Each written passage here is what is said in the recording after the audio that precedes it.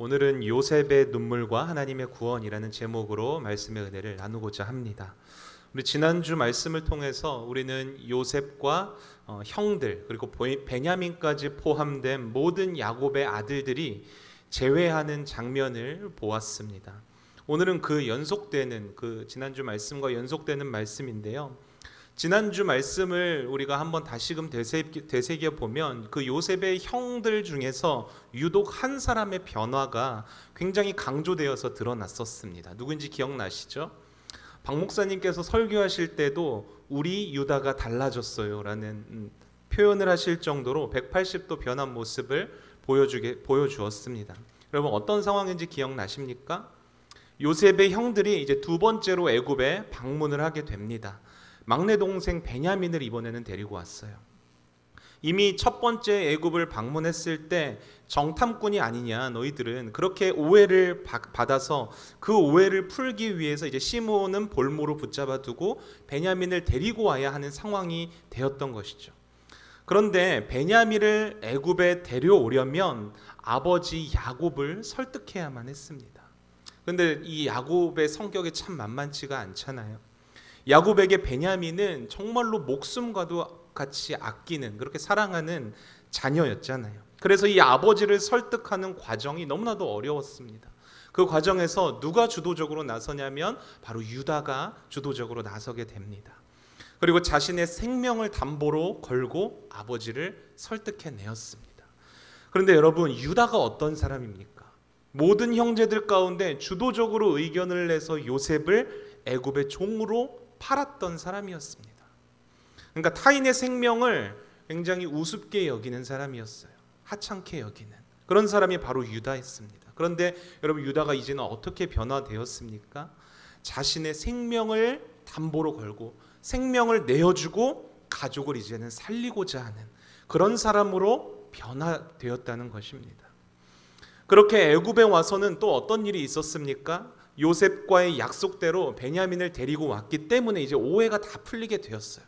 볼모로 붙잡혔던 시몬과 이제 베냐민과 모든 이제 동생들을 데리고 이제 형제들을 데리고 가나안 땅으로 돌아갈 일만 남았던 것입니다. 그런데 여기서 또 요셉이 한 가지 일을 꾸미게 되죠. 가나안으로 돌아가는 그 형제들의 짐 중에서 한 자루에 은잔을 넣게 합니다. 사람을 시켜서요. 그리고 이제 가나안으로 돌아가는 형제들에게 한 사람의 청지기를 보냅니다. 그래서 우리에게 은잔이 없어졌는데 너희들의 짐을 검사를 해보겠다.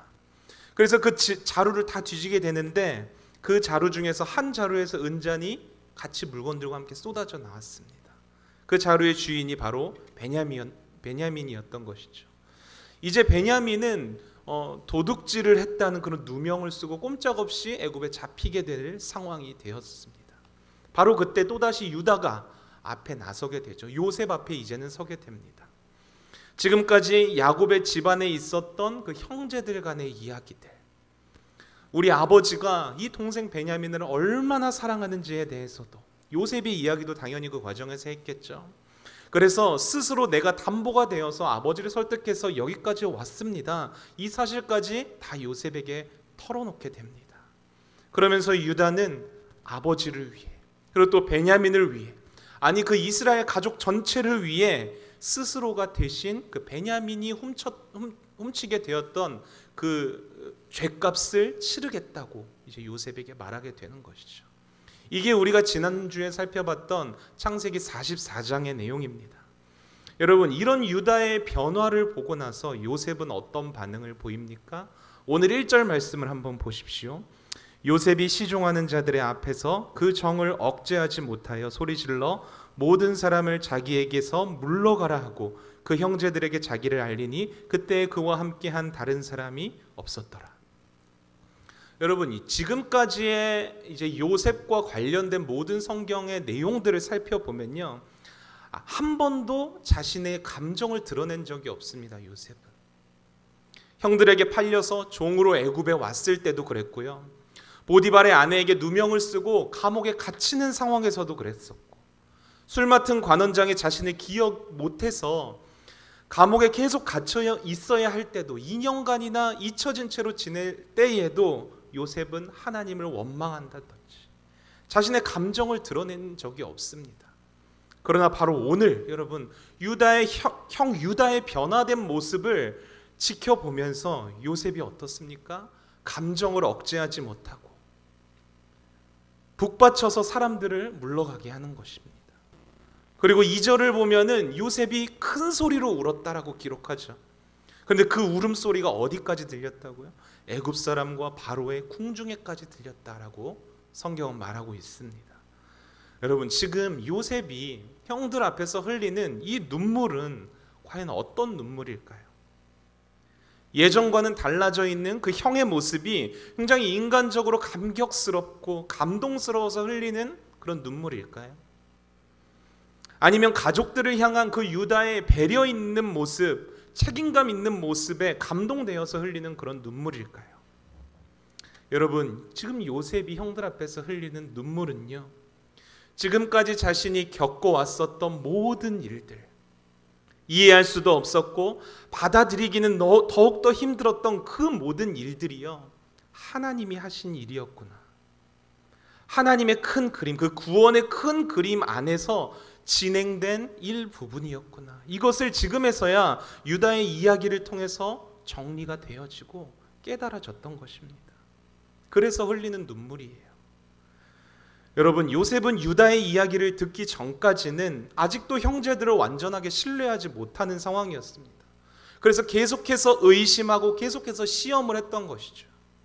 다시 말해 하나님의 큰 그림이 무엇인지 완전히 깨닫지 못하는 그런 상황이었다는 것입니다. 그런데 결정적으로 유다의 말을 듣고 깨달았던 것이죠. 뭘 깨달았습니까? 하나님이 우리 가족 전체를, 나를 비롯해서 우리 가족 전체를 회복시키시려는 거구나.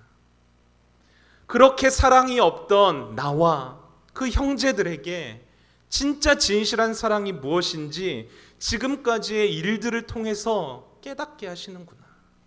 여러분 진짜 사랑이 무엇입니까? 진실된 사랑이 무엇입니까? 나 자신을 사랑하기 위해 타인을 희생하는 게 아니라 그 사랑하는 대상을 위해서 나 자신을 희생하는 것입니다. 우리 예수님의 사랑에서도 그거를 봤잖아요. 유다의 말을 통해서 여러분 그것을 본 거예요. 여러분 유다뿐입니까? 아버지 야곱은 어떻습니까? 형제들 중에서 요셉만 그렇게 편애하던 왜곡된 사랑을 가지고 있는 사람이 바로 야곱이었어요. 지금까지도 그 왜곡된 사랑 때문에 이젠 요셉이 없으니까 베냐민을 품에 안고 여태까지 놓지 못하며 살고 있었던 것 아닙니까? 그런데 그런 아버지가 어떻게 변했습니까? 죽으면 죽으리라. 베냐민을 데리고 가거라. 베냐민도 애굽으로 같이 보내게 됩니다. 누구를 위해서요? 모든 가족들을 위해서.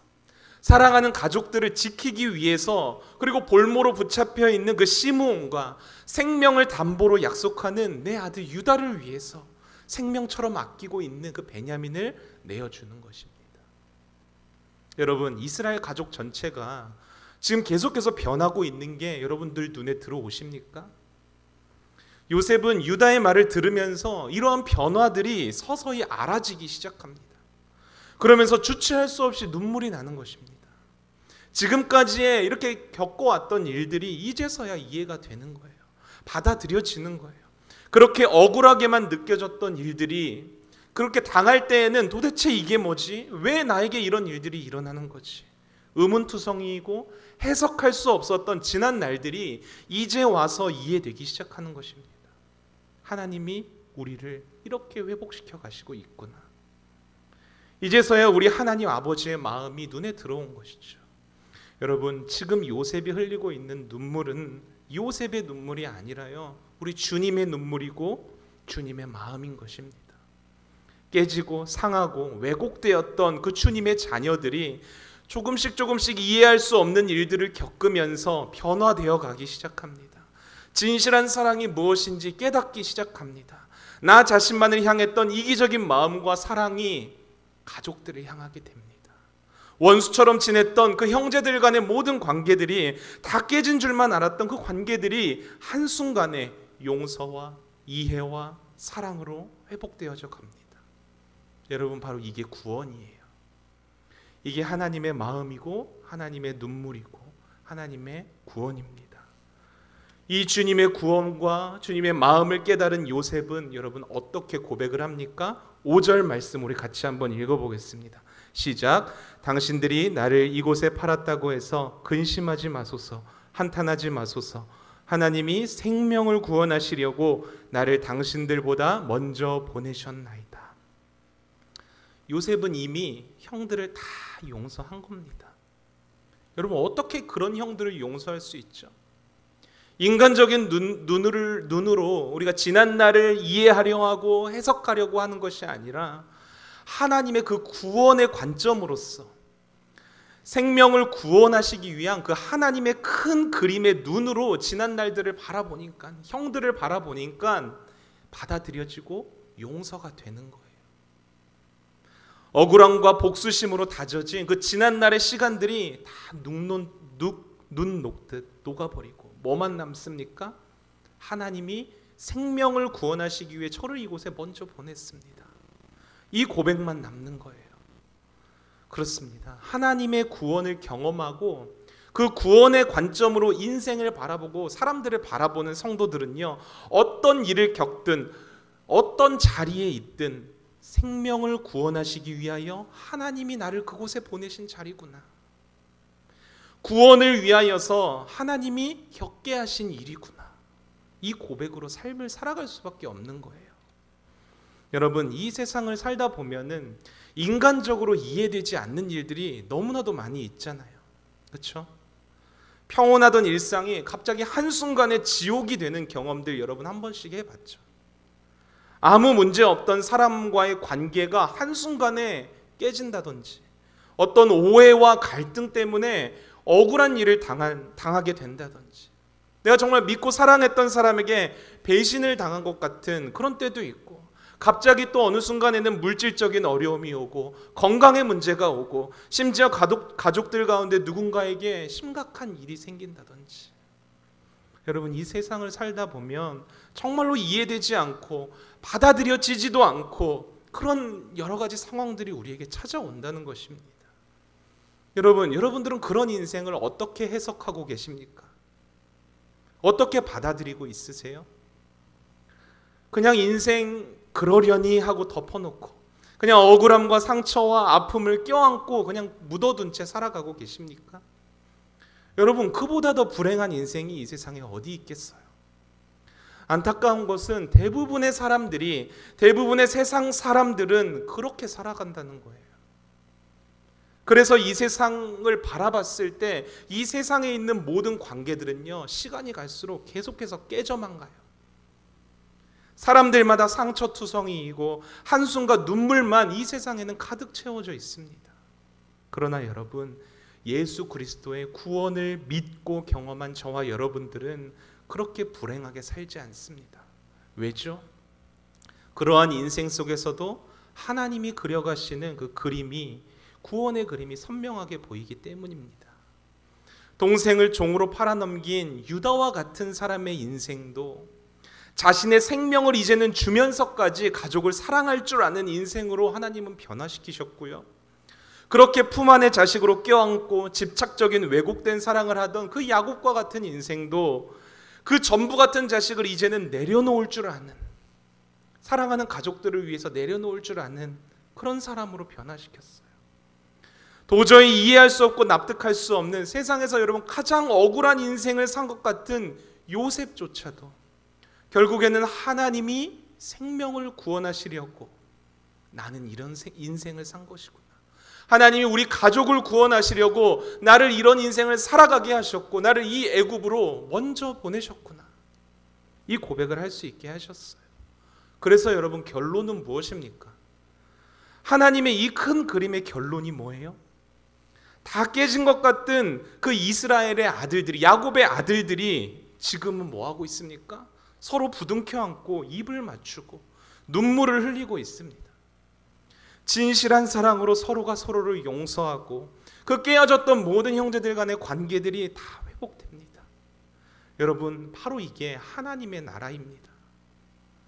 지금 내가 있는 자리가 내가 지금 살아가고 있는 그 인생의 자리가 하나님이 생명을 구원하시려고 보내신 자리이구나.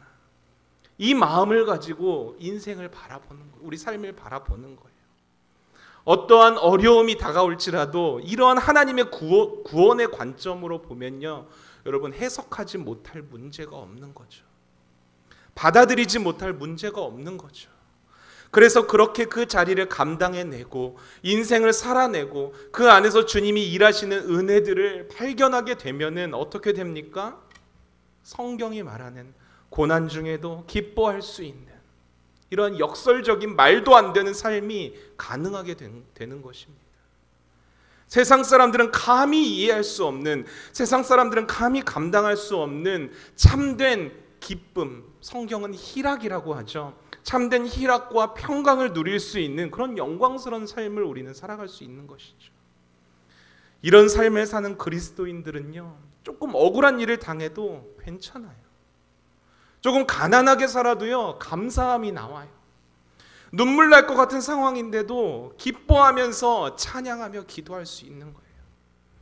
그래서 이렇게 사는 성도들의 주변을 한번 이렇게 보면요, 어떤 일들이 벌어지냐면 회복의 역사가 일어나는 것을, 하나 되는 역사가 일어나는 것을 우리는 보게 되는 것이죠. 여러분, 바로 이게 하나님의 나라가 아니고 뭐겠어요? 이런 감격을 가지고 살아가는 게 바로 예수를 믿는 구원받은 하나님의 백성들의 삶이 아닐까요? 제가 이런 말씀 드리면 또 어떤 분들은 이렇게 생각할지 모르겠어요. 아무리 그래도 우리가 다 내려놓고 다 포기하고 억울한 일 당하면 우리는요, 우리가 현실에서 살아가야 할 그 시간이 있는데 그 현실은 우리가 어떻게 견디며 살아가요? 여러분, 하나님의 구원은요, 우리가 생각하는 정도로 그렇게 불완전하지 않습니다. 여러분, 자신의 정체를 형제들에게 밝히고 난 뒤에 요셉이 하는 말을 한번 들어보세요. 본문 9절과 10절 말씀입니다. 당신들은 속히 아버지께로 올라가서 아뢰기를, 아버지의 아들 요셉의 말에 하나님이 나를 애굽의 전국의 주로 세우셨으니 지체 말고 내게로 내려오사 아버지의 아들들과 아버지의 손자들과 아버지의 양과 소와 모든 소유가 고센 땅에 머물며 나와 가깝게 하소서. 여러분, 지금 이 전 세계적인 상황은 어떤 상황입니까? 극심한 기근 때문에 굶어 죽는 사람이 부지기수예요. 이러한 상황에서 하나님은 그 이스라엘의 가정을 구원하시려고 요셉을 먼저 애굽으로 부르셨다고 했죠. 요셉의 고백처럼요. 그리고 여태까지 이해할 수 없었던 그 이스라엘의 가정 안에 있었던 모든 불화와 관계의 깨어짐이 회복되어지면서 무엇을 예비해 놓으셨습니까? 고센 땅이란 곳을 예비해 놓으셨다는 것입니다. 여러분, 지금 요셉이 말하고 있는 이 고센 땅이, 형들은 가셔서 아버지와 모든 가족들을 다 모셔오세요. 제가 고센 땅을 마련해 놨습니다. 여러분, 이렇게 말하는 요셉이 이 고센 땅이라는 이 지명이 그냥 즉흥적으로 나온 지명일까요? 당연히 아니겠죠. 이 고센 땅이라는 것을 제가 이렇게 지도상으로 찾아봤더니요, 바로 위에 지중해가 있고요, 그리고 그 땅의 중심에는 나일강이 이렇게 흐르고 있더라고요. 그러니까 농사를 짓거나 가축을 키우기에 매우 적합한 좋은 땅이었다는 것입니다. 무슨 말입니까? 요셉은 이미 예전부터 그 애굽의 전 지역을 돌면서 순찰도 돌고 답사도 해보면서 우리 가족들, 그 가나안 땅에서 살아가고 있는 우리 가족들이, 여러분 뭐 하면서 살아가고 있습니까? 이스라엘의 가족들이 가축 기르고 농사 지으면서 살아가고 있잖아요. 자신의 가족들이 어디에서 살면 가장 좋을지를 미리 다 예비를 해놓았다는 것입니다. 심지어 여러분, 이 고센 땅의 위치를 보면요, 애굽에서 가나안 땅으로 가는 그 길목에 위치해 있어요. 그러니까 언제라도 기회가 된다면 다시금 하나님이 약속해 주신 그 땅, 가나안 땅으로 돌아갈 수 있는 가장 적합한 곳이 바로 이 고센 땅이었다는 것입니다. 다시 말해, 미리 예비된 이 고센 땅은요, 하나님의 구원은 완벽하게 대비가 되어 있다는 것을 우리에게 알려주는 거겠죠. 뿐만 아니라 훗날 이 애굽에서 출애굽할 때, 그 출애굽의 위대한 구원의 역사를 이루기 위한 또 다른 구원의 큰 그림을 위해서 이 고센 땅을 하나님이 예비해 놓으셨다는 것도 우리는 알 수 있습니다. 여러분, 이처럼 하나님의 구원은요, 대비함이 없는 게 없어요. 한치의 오차도 없고 한치의 불완전함도 없다는 것을 여러분들 믿으시기 바랍니다. 하나님은 그 구원을 이루시기 위해서 우리를 그냥 방치해 놓으시는 게 아니에요. 완벽한 대비를 다 해 놓으신다는 것입니다. 대비만 해 놓으신 줄 아십니까? 강팍한 우리의 마음을 설득시키시고 이해시키시는 분이세요. 여러분, 요셉이 이스라엘의 그 온 가족을 이 예비된 고센 땅으로 다시 데려오기 위해서 어떤 일을 하는지 한번 보세요. 요셉은 자신의 아버지가 어떤 사람이라는 것을 잘 알고 있었어요. 여러분, 야곱이 얼마나 고집센 사람인지 아시죠? 조금이라도 불안하거나 자신의 안전이 보장되지 않는다면은 절대로 움직이지 않을 사람이에요. 그래서 요셉은 그런 아버지를 설득하기 위해서 자신이 애굽에서 누리고 있는 모든 부귀와 영화들을 형제들에게 다 보여줍니다. 그것을 아버지에게 전하라고 합니다. 그뿐만 아니죠. 나귀들과 수많은 아름다운 물품들과 양식들을 실어서 아버지에게로 보냅니다. 그러면서 이 11절에서 이렇게 말을 합니다. 흉년이 아직 5해가 있으니 내가 거기서 아버지를 봉양하리이다. 아버지와 아버지의 가족과 아버지께 속한 모든 사람에게 부족함이 없도록 하겠나이다 하더라고 전하소서. 여러분, 하나님의 구원의 대비는요, 부족함이 없는 계획입니다. 당장 굶어 죽을 것 같은 현실이잖아요. 모든 관계가 다 깨어진 상황이잖아요. 그런데 하나님의 구원이 어떻게 이스라엘을 이끌어 갑니까? 화해시키시고 용서시키시고 회복시키셔서 더불어서 미리 예비된 그 부족함이 없는 안전함과 평안함으로 이스라엘을 이끌어가고 계시는 것입니다. 여러분, 하나님이 얼마나 배려심 깊으신 분이시고 우리의 상황을 얼마나 잘 이해하시는 분이라는 것을 여러분 느껴지십니까? 그렇습니다. 여러분, 하나님의 구원은요, 우리의 것을, 우리가 지금 가지고 있는 것을 다 내려놓아도 괜찮을 만큼, 그냥 우리가 억울한 일을 당하고 희생당해도 괜찮을 만큼 부족함이 없고 완전한 예비하심이 있는 그런 구원이라는 사실이에요. 진짜로 우리 모든 인생을 걸어도 좋을 만큼, 지금 우리가 붙잡고 있고 누리고 있는 모든 것들을 다 내려놓아도 괜찮을 만큼 하나님은 우리를 회복시키실 거고요, 부족함 없이 안전하게 평안함으로 우리를 인도해 가신다라는 것입니다. 여러분, 위로와 소망이 되십니까? 사랑하는 성도 여러분, 우리는 오늘 이 요셉의 눈물과 형제들 간의 회복을 바라보면서 한 가지 중요한 사실을 기억해야 합니다. 우리가 지금 살아가고 있는 이 인생의 자리가 하나님이 생명을 구원하시기 위하여 먼저 보내신 자리라는 이 중심이 있어야 한다는 것입니다. 여러분, 이 중심이 잡혀 있지 않으면요, 용서가 되지 않아요. 아무리 우리가 예배드리고 눈물 흘리면서 열심히 기도하고 열심을 다해서 시간 내서 헌신해도요, 감격과 기쁨이 없어요. 지금 내가 있는 그 자리가 하나님의 구원이 임하는 자리라는 사실이 믿어질 때에, 모든 인생의 문제와 관계를 그 믿음의 시각으로 바라볼 때에 우리는 비로소 용서할 수 있는 거고요, 우리는 비로소 진실된 사랑을 깨달을 수 있는 거고요, 관계가 회복되어지는 거예요. 하나님이 예비하신 그 완전한 평안을 우리는 누릴 수가 있는 것입니다. 부디 바라기는 이 중심과 이 믿음을 가지고 인생을 바라보고 해석하고 하면서 신앙의 참맛을 경험하시기를 바라겠습니다. 그래서 여러분들의 삶에 하나님 나라의 정말 귀중한 간증들이 쏟아져 나올 수 있는 그런 성도님들 되시기를 주님의 이름으로 축원드리겠습니다.